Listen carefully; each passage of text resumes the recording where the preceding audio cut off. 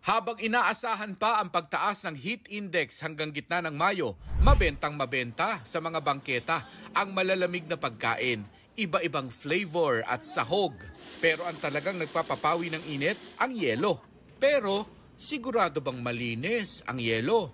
Tulad ng bloke ng yelong ito, nakapatong lang sa semento, wala sa tamang storage facility o lalagyan. At para hindi kagad matunaw, tinatakpan lang ng sako. Ayon sa isang food safety advocate, pwedeng hindi ligtas kung hindi maayos ang food handling ng yelo. Saan mo kinuha yung tubig? And how did you process that ice? Diba? Naglagay ka ba ng tubig sa balde? Gumamit ka ng tabo? Nagugas ka ba ng kamay? Diba? Nagbukas ka lang ba ng gripo? Tinapat mo yung plastic mo doon? Yung gripo na yon, ano ba siya? Tap water ba siya na ito ba ay provided ng local water district?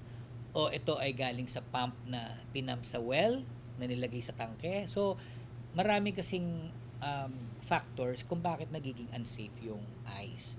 Mas delikado raw kung ang ginamit sa inumin at halo-halo ay binasag lang o kinaskas mula sa ice blocks na ganito.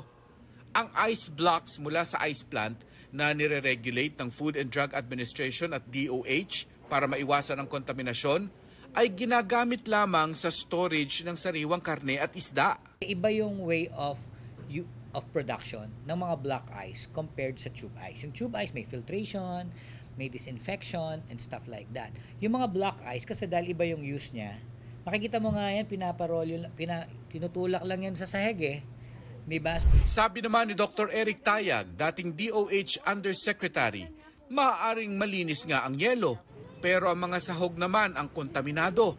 Halimbawa, mga sahog ng halo-halo na nainita na. Kung 4 na oras nang wala sa ref, pwedeng pamugaran ng bacteria at virus. Unang-una, pwede yung E. coli, salmonella, perang listeria, at saka isang virus, yung norovirus.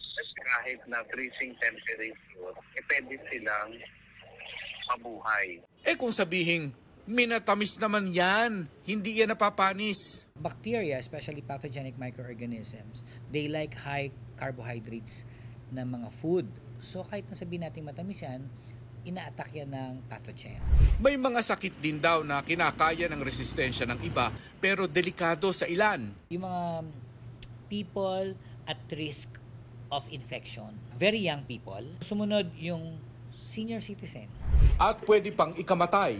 Yung listeria ay suka ng suka. Yung salmonella, E. coli, lahat yan pwedeng pumunta sa dugo natin. So, delikado yan. So, maliban lang sa pananakit ng tiyan o lagnat, pagdudumi, pagsusuka, pwedeng mauwi yan sa sepsis.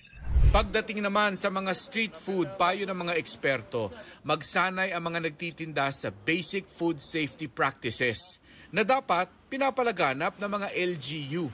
Para sa GMA Integrated News, Mark Salazar, nakatutok 24 oras.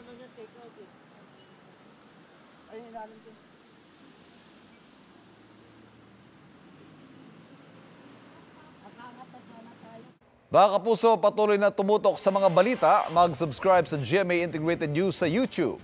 Sa mga kapuso abroad, samahan niyo kami sa GMA Pinoy TV at www.gmanews.tv.